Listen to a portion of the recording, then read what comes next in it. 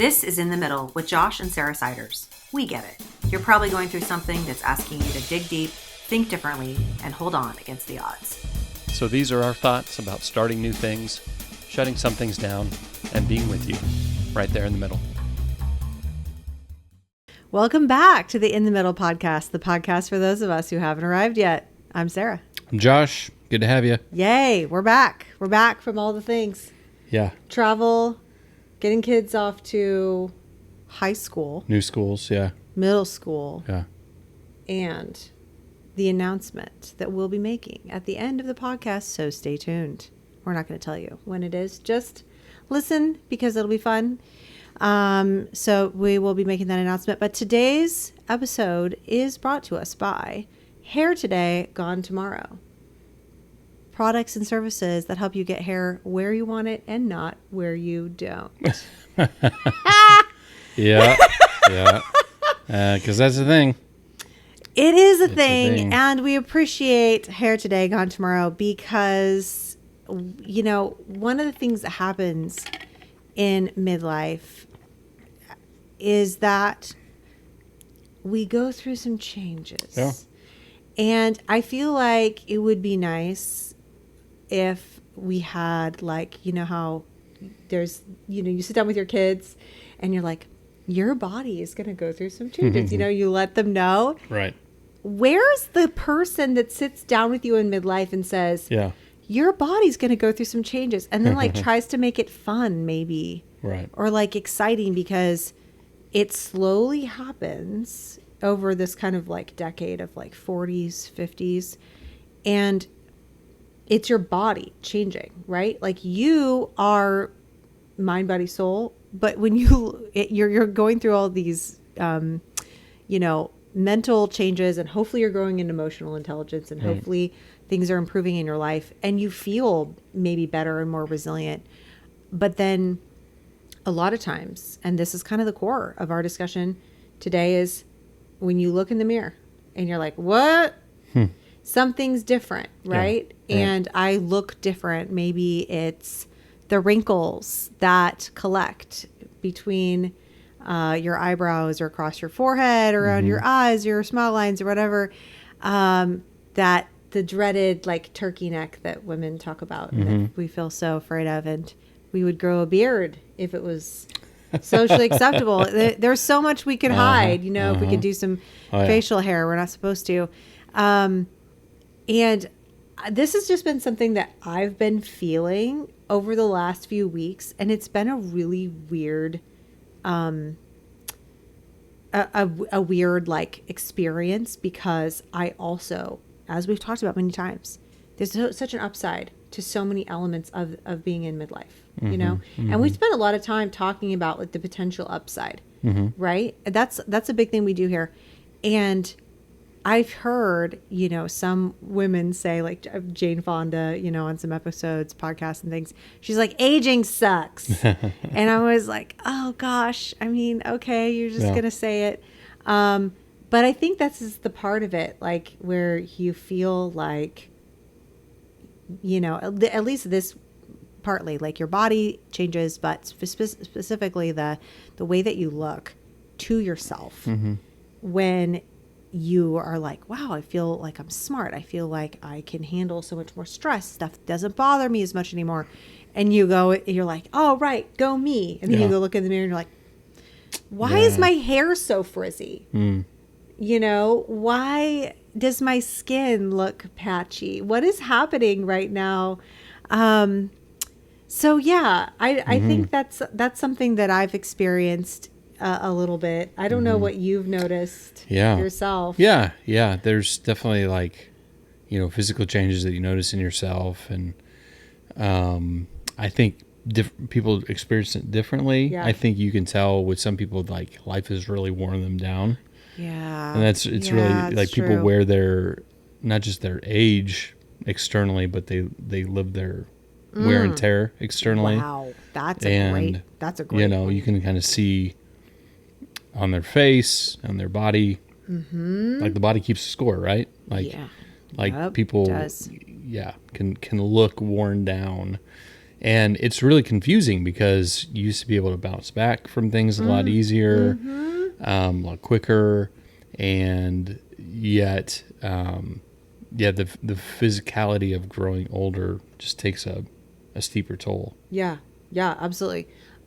This is probably a thing where men versus women, right?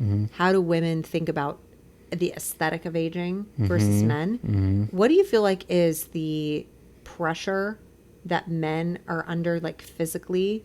Maybe it's bodies or faces, because I think about my face and how I see myself, and you're talking about bodies, and it's making me go, oh, like there is this whole, like, the pressure, or the things that we maybe think about or that we want. What do you feel like is the pressure for men to maintain or like look after certain areas of their appearance? Like, what's that look like for guys? Yeah, I think, for men, part of our identity is in our strength.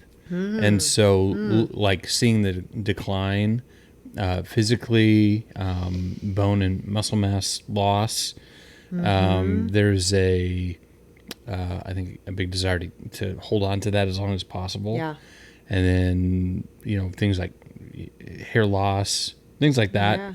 So there, and we've talked about this a little bit before on a previous episode where, midlife, especially where you see an uptick in people, doing hair growth or hair replacement treatments, or some Botox, but more so I think what's on the forefront is like testosterone, replacement, and then even some of the GLP stuff to combat the weight gain, things like that. Okay. And so there's still this, because we live in a youth obsessed culture. Yeah. Which I think I get a bit, because it's like, if you've ever kind of done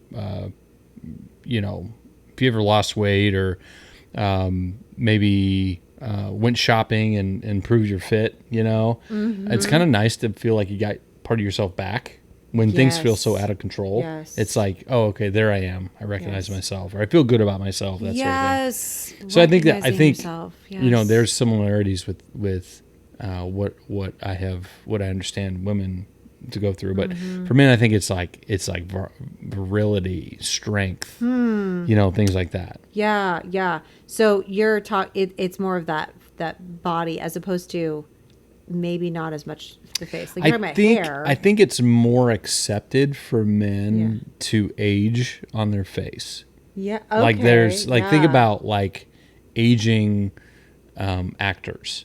Like it's just a thing where it's like the men age and it's accepted. They're rugged. They're they're wise. They're roles for men in their old age. But there's an imbalance that has existed in Hollywood where women aren't as embraced in their older age in those roles and that sort of thing. Yes, and I mean there really is I got to give props to Gen Xers.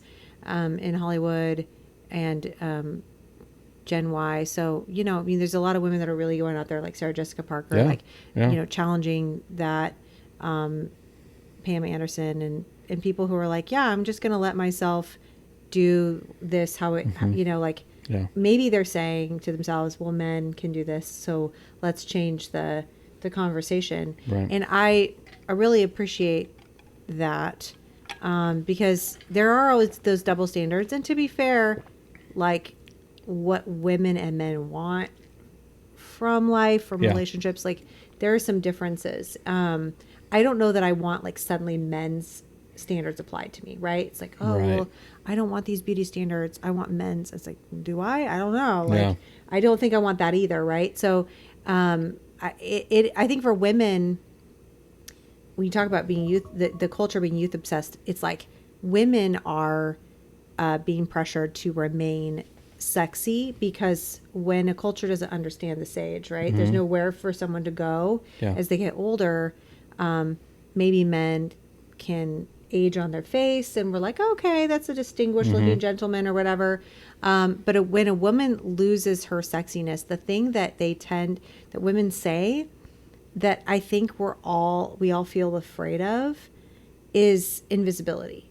We're afraid to become invisible. We're afraid that, like, if I'm not glamorous or sexy or put together, if I am not like super attractive, then I lose my people will walk past me on the street. I won't be helped at the department store.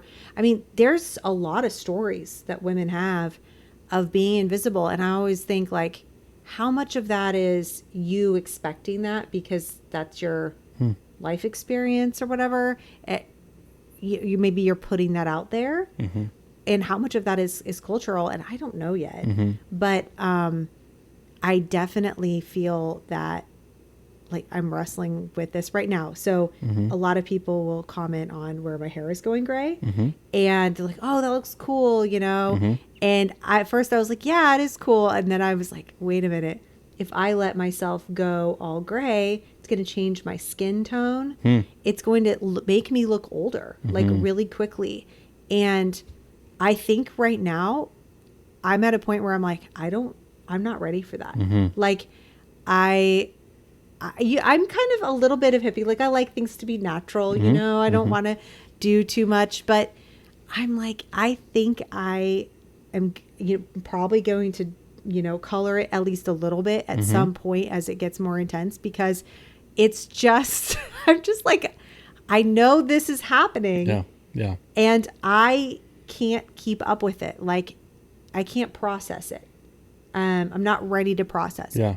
And, I think it's cool that some people are, excited about it, but I also am not, I've said this before, like, not going to make gray hair my whole personality. Right.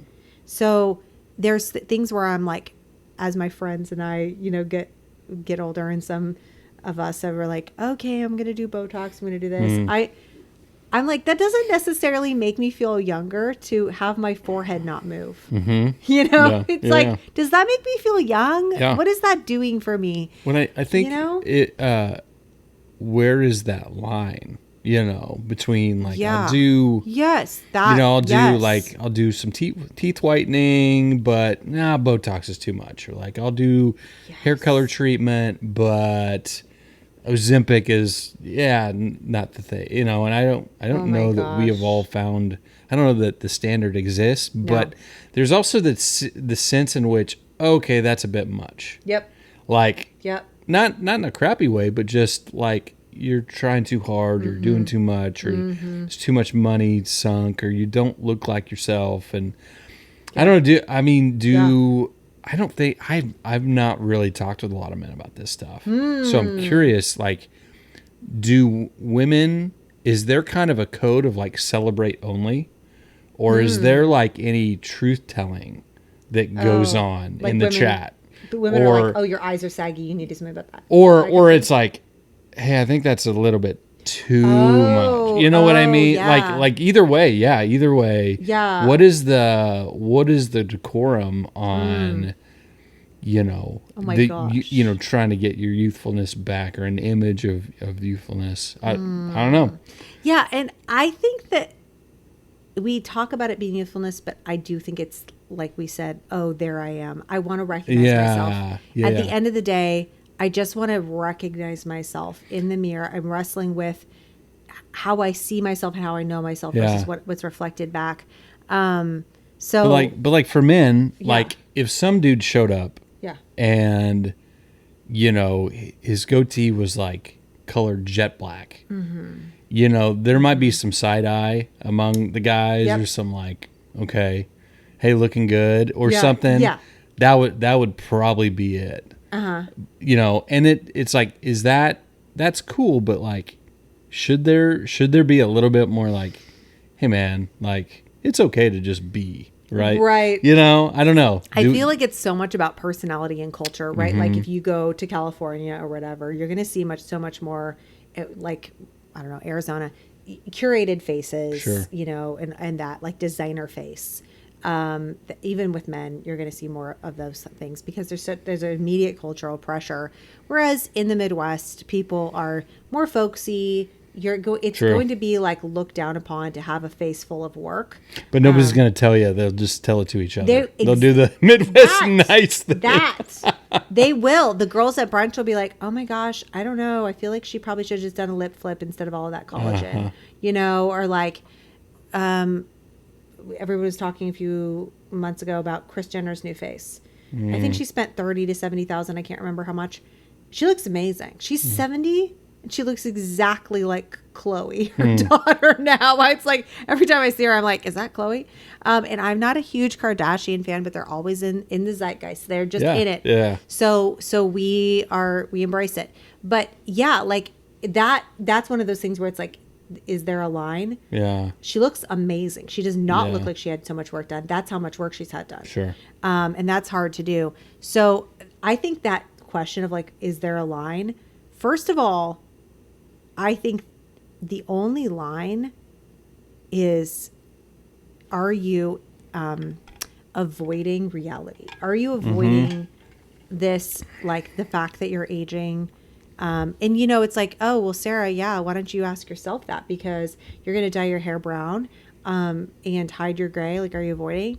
And I think what I'm doing is I'm saying, yes, I kind of am. I'm delaying. There isn't really morality to this. I don't believe there's morality. I don't think, I used to feel like making modifications to yourself was immoral. For some reason, I made that up in my mind. Like, oh, I wouldn't get a nose job because that isn't the nose God gave me or something. And now I'm just like, oh, none of that has morality to it. I don't personally think, and I'd love to hear your thought. It's like, if you want to make a change, maybe you want, you know, breast augmentation, or you want a tummy tuck, or you're going to get like booty implants. I mean, like, I'm just like, whatever. I mean, you do that stuff. You have to watch out for vanity and denial. I think those would be like the, you know, like I'm in denial about what I look like, and I'm going to preserve quote unquote youthfulness to a point where I'm not willing to like face my own mortality. I'm running away from my mortality by changing what I look like in the mirror, so that I never have to think about the fact that life gives you a deadline. And when you age, you face the deadline of your life. And that's good for us as humans. I think memento mori, right? Oh, yes. It's like, I think that we too seldom actually think forward in that way. It's you know, the time is slipping away from us, and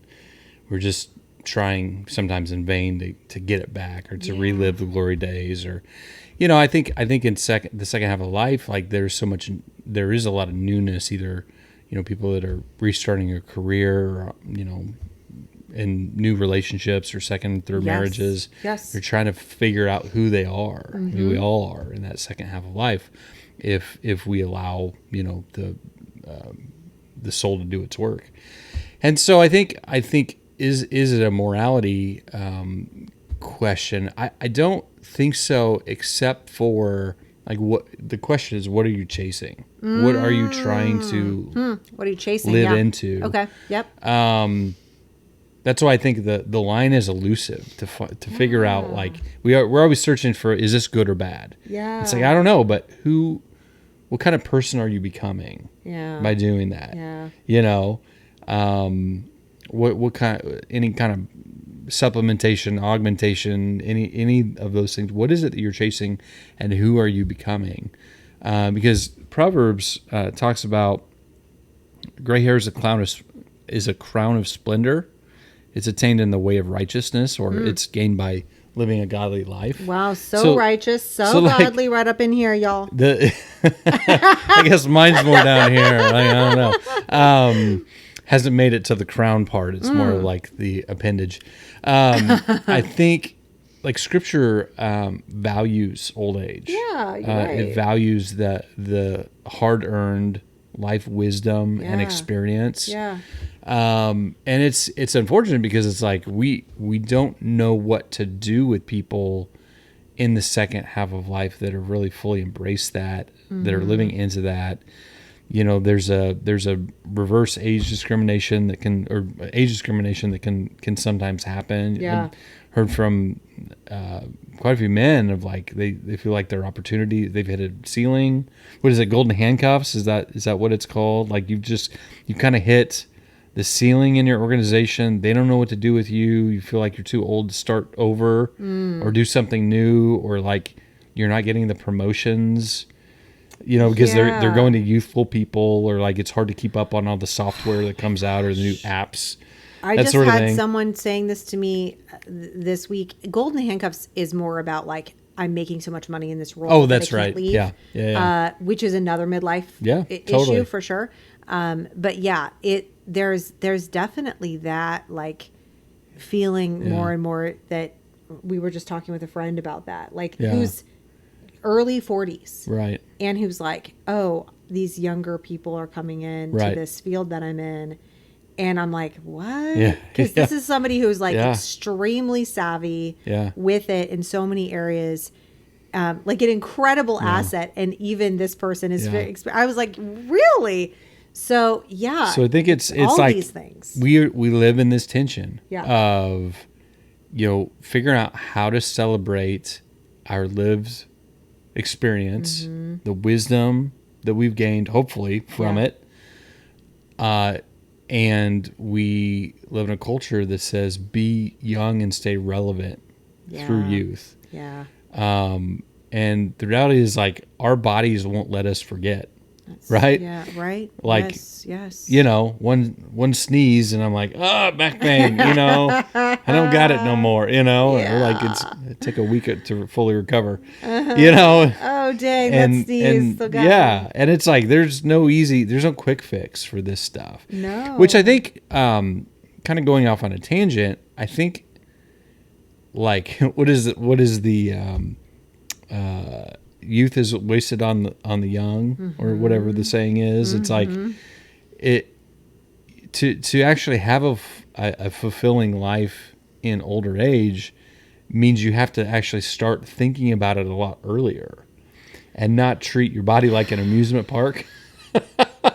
Too late. Yeah, right. And it is, but it's like if you have the wisdom or the humility, I think more so to listen, to go, okay, maybe I shouldn't party till 2 and work at 6 or whatever. Maybe I should take care of myself, hydrate, all the things, and that's going to actually give me the endurance to where I'm not wearing as much age on my face or in my body. I'm not hobbled. Interesting. That sort of thing. But it's like you can only see that backwards. Hindsight's 20/20. I know. But you got to live it forward, Yeah. So anyway, we live in this tension of like we should be able to celebrate old age, but we live in this culture that says deny it or relive it or stay relevant.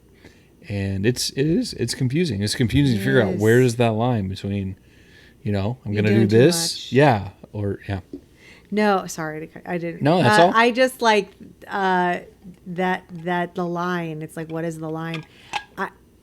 A question that's coming to mind is like, is there a scenario, like what would it have to look like?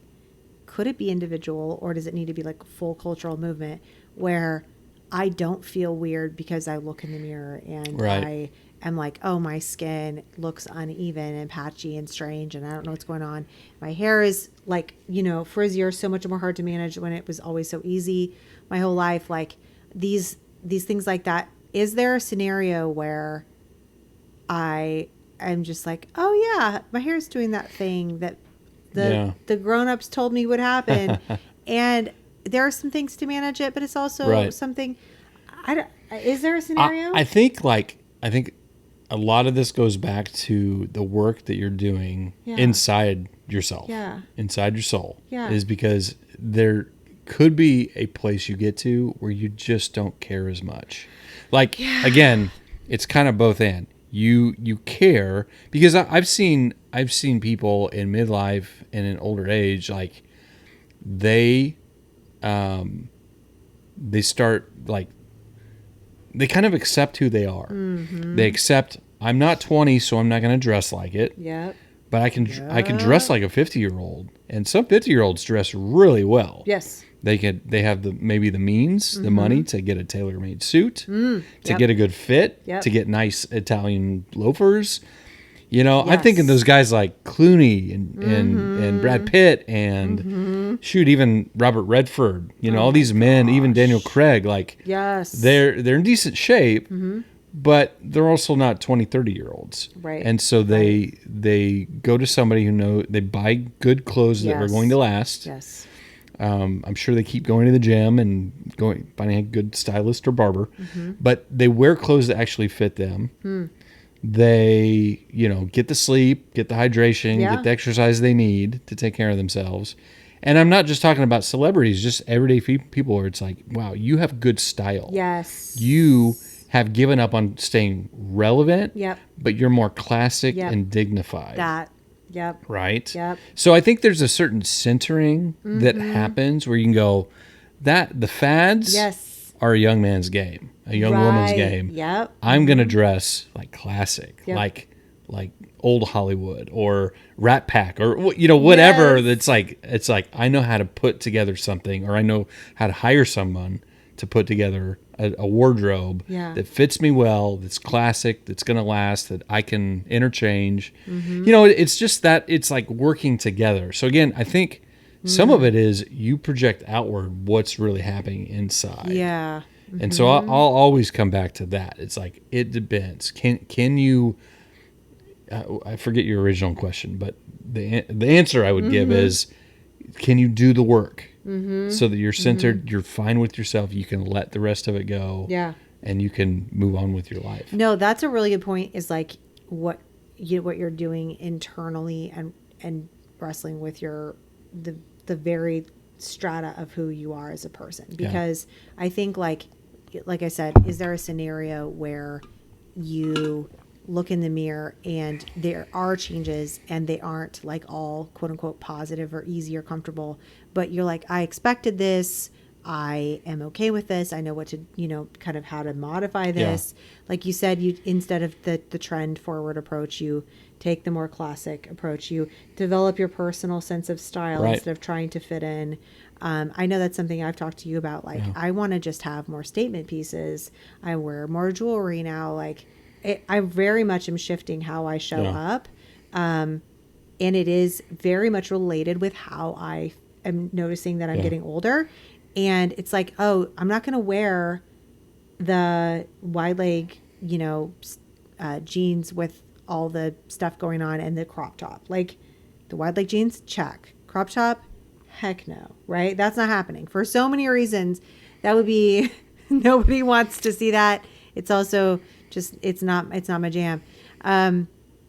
So knowing, like you said, what fits well, like buying things for your body type, and just like changing your view of yourself, I think is important. Yeah. And I think like I said, I feel internally, like I'm definitely in the middle of this. If somebody said, Sarah, give me your tools for facing the aesthetic, the change in the mirror, I would say, I don't have it figured out yet. Like, I don't know. Right. But what I want is that person to say, hey, you are going to see your hair change.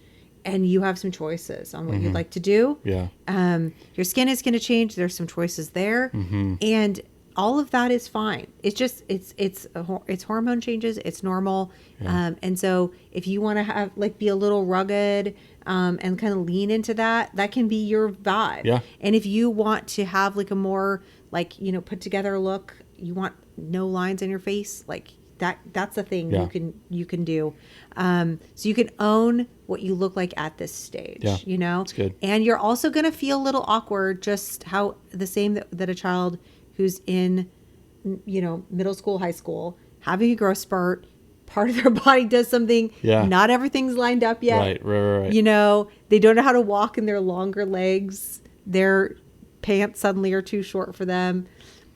It's just all those things. I'm like, I relate to that. This awkwardness of like the not matching, right? Of what I see and how I feel. And I think that, that's that puberty, and then now this midlife, these are these stages where that stuff happens. And I feel that, like, some very big, deep feelings about this. Like, it's almost like this intense sadness that, like, at seeing myself look different. Not all the time, but it's just there. I can feel it almost like a future emotion.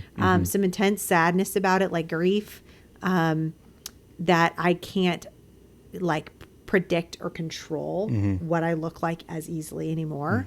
And there's also, like, it almost feels like anger, like some kind of, like, raging against the machine, raging against something, like, oh, I don't like this. Like, I'm trapped in my body, or I don't like some of those feelings. I think these are feelings that women have. And I think a lot of them, these emotions are related with that, helped be the premise behind that Substance movie that Demi Moore was in. So this is something that I think just women feel this. And I'm sharing this because we don't have it resolved. We don't have everything figured out, but we want to, be real about where we're at in the journey. Yeah. So those are some of the things I'm currently wrestling with. Yeah. So to be continued. But what are your parameters, right? Like, if you have some parameters you want to share in the comments, wherever you're watching or listening, we'd love to hear about how you're thinking about this aging process, and any other thoughts that you have to share. I know we've got our fun announcement. Are you ready for it? Yeah. Are you ready for it? Are you ready? Here it comes. Okay. Oh my gosh. Oh, he is a shadow. Does he have a face? This is Maverick. So Maverick is the newest addition to our family. We got him a couple weeks ago, and he's a German Shepherd, and we've been having just lots and lots of fun together. So it's been fun, mostly fun, except for all it's the puppy stuff, the he's not 100% potty trained, but we are getting there. Look at that little tongue. He's the kids, the boys really love him, and he's just really floppy and furry, and you got to stay in the shot. Almost always. Don't forget to stay in the shot. Little nibbly. Yes, a little munchy. He's 10 weeks old. Yes. I thought I brought a toy for him. It's funny. We were out on a walk this morning. We took the kids to work, and we were, like, out walking at the city park with the dog, and I was like, look at us. We're like pre-empty nesters, because we're here by ourselves with our little puppy. Because we're like, we need something to scold and nurture. And our kids are like, they're so much more independent at this stage. Yeah. And so, that's he's definitely giving us that. Yeah. So I'm sure many tales of Maverick to come. And so maybe he'll be a guest on our podcast in the future. Yes, and you'll get to see him out in the wild once he gets all the shots. That's right. Bring him to things. So if you're in the Manhattan area, you'll see him out and about with us soon. Yeah, if you see us out, give us a honk, give us a wave. Yeah. He gets his people-friendly, animal-friendly shots next week. So absolutely. We'll be out and about with him, and that'll be really fun. It has been a good, lots of comparing him to our previous dog, Bear, who we love and miss. It's funny, he sleeps in the same spots. He goes to the same spots in the kitchen and the living room that Bear did, and it's just like, oh, this is where the dogs hang out. So anyway, lots of sweet moments. So thanks for celebrating with us. One of our astute listeners said, it's either you're pregnant or you're getting a puppy. She guessed. So, Kendra, you were right. Yeah, you win the prize. Because it's not pregnant. Let's come on, people. And I just had to laugh and pretend like I didn't know. Yeah. So anyway, this is our fun news, and hopefully you'll get to pet his little wiggly self soon, and Yep. And hang out with him, but it's really funny. So, yep, we got a puppy, guys. Yep. We're in it. We're in it. Say bye, Maverick. See you next time. All right. We'll see you next week. Bye, everyone. This is the In the Middle podcast with Josh and Sarah Siders.